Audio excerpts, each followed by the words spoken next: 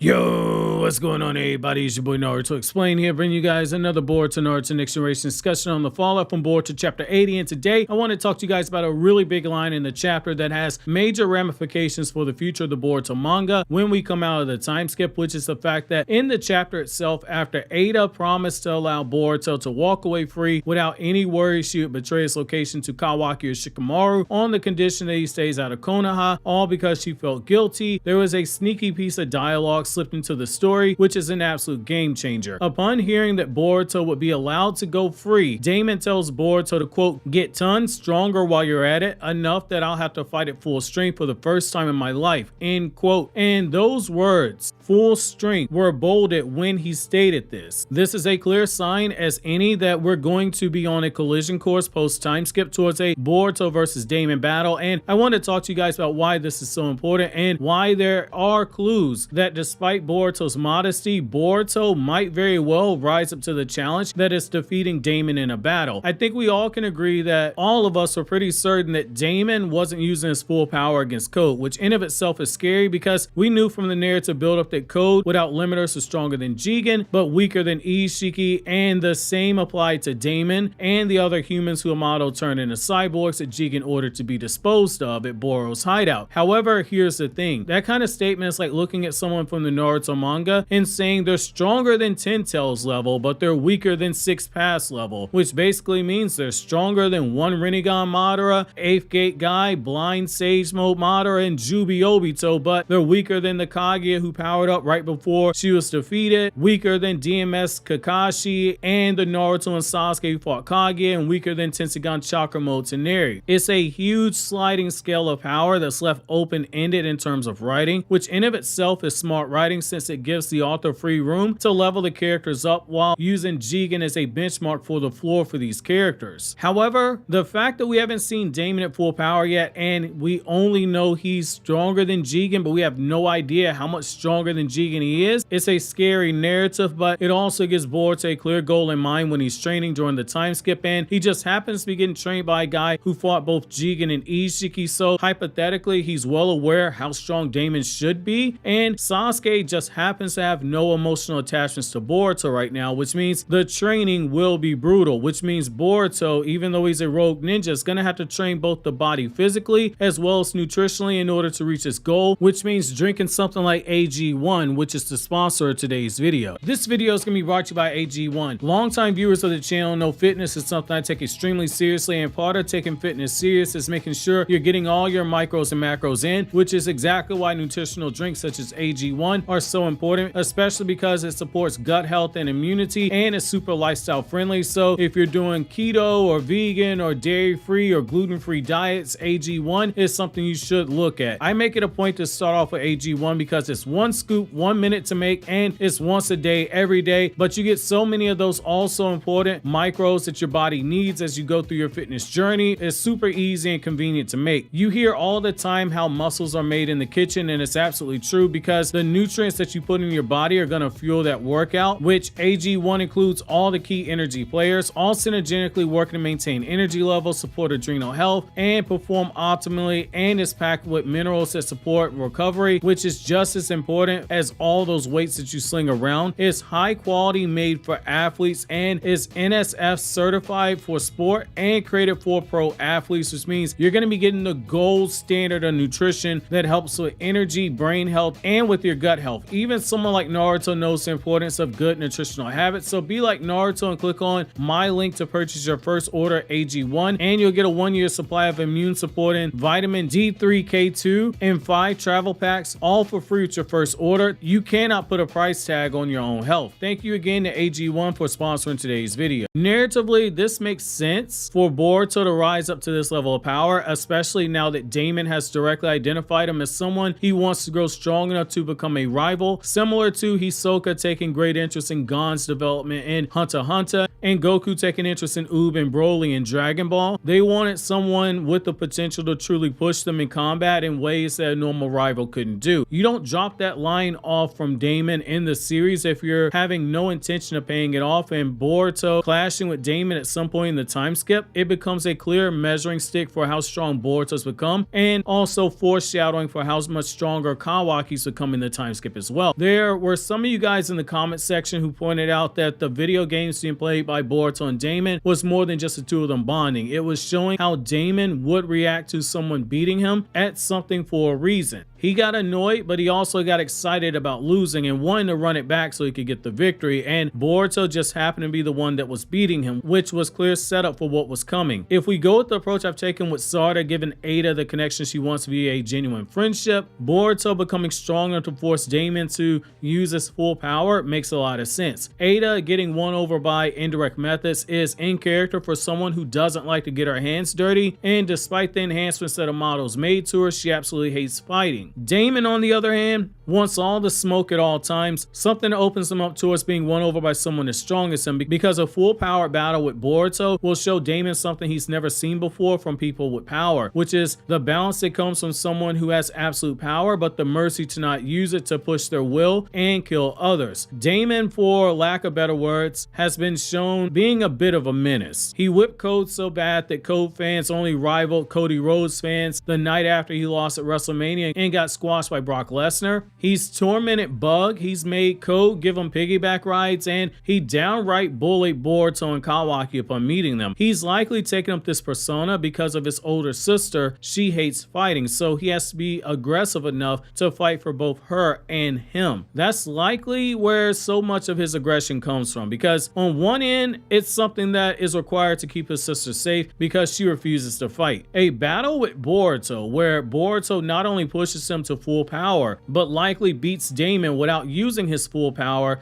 is something that will make someone like Daemon see what power in the hands of someone who understands true mercy is like. In his short life, he hasn't seen such a thing be used. It'd be a new circumstance for him, because think about it. He was a child who got experimented on by Amado against his will. He was too weak to protect his sister, who suffered the same fate, and she reminded anybody who will listen how much she hates Amado for what he did to her body, due to no fault of their own, because Amado implanted them with Shibai's DNA as a binding agent for his nanotech instead of the Hashirama cells like the other car enters. Jigen ordered Daemon and Ada to be destroyed, and the fact that it was Ada's charm and control power that kept Boro from killing them was another reason for him to take the stance that he ultimately did, to be strong enough that neither of them ever end up in that situation ever again. When Code got his boost, he immediately tried to move Daemon from the picture, which became a security risk for his sister, because Daemon couldn't be sure Code would be able to protect his sister in the ways that he would as her brother.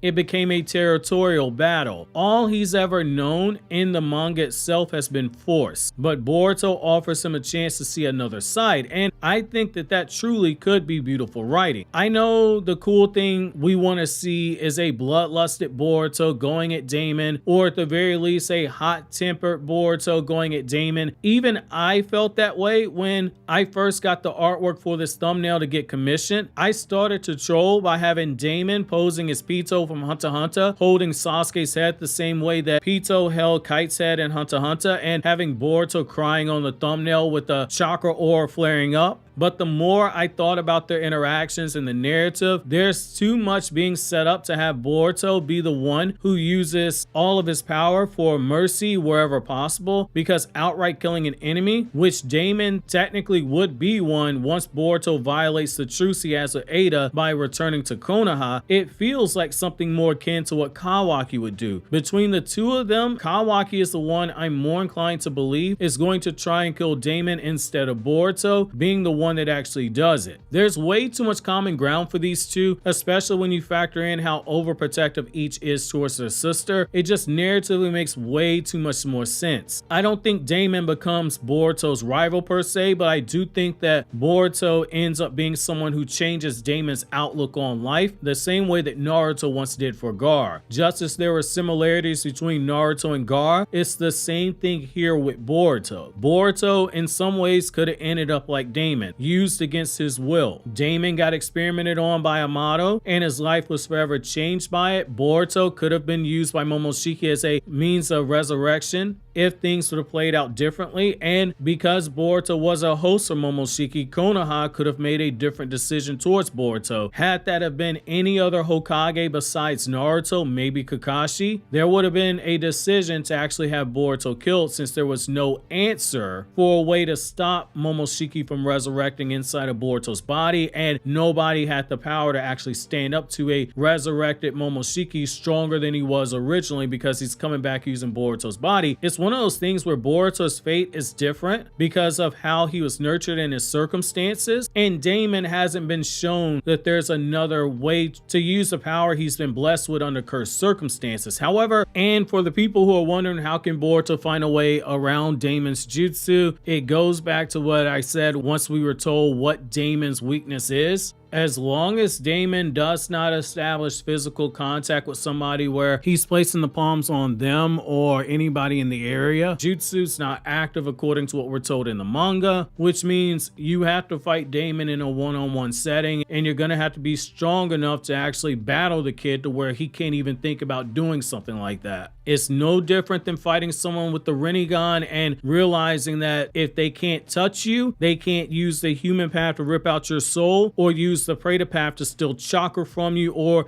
use the Naraka path to summon the King of Hell, because all those jutsu require some form of physical contact, unless the person is using chakra-based ninjutsu if you're trying to use the Preta path itself. But in order to directly use it on them, they require physical contact. It's a similar approach here. And given the fact that Boruto's going to have years to sit there and think when he has free time of how to counter not just Kawaki's abilities but also Daemon's abilities, given the kid's got Minato's genius genes, I don't put it past Boruto to be able to figure out a way around it. I'm curious to know where you guys fall in this discussion of Boruto versus Daemon in the future. While you think that over, click here to watch my new video essay on the Gun Devil from Chainsaw Man.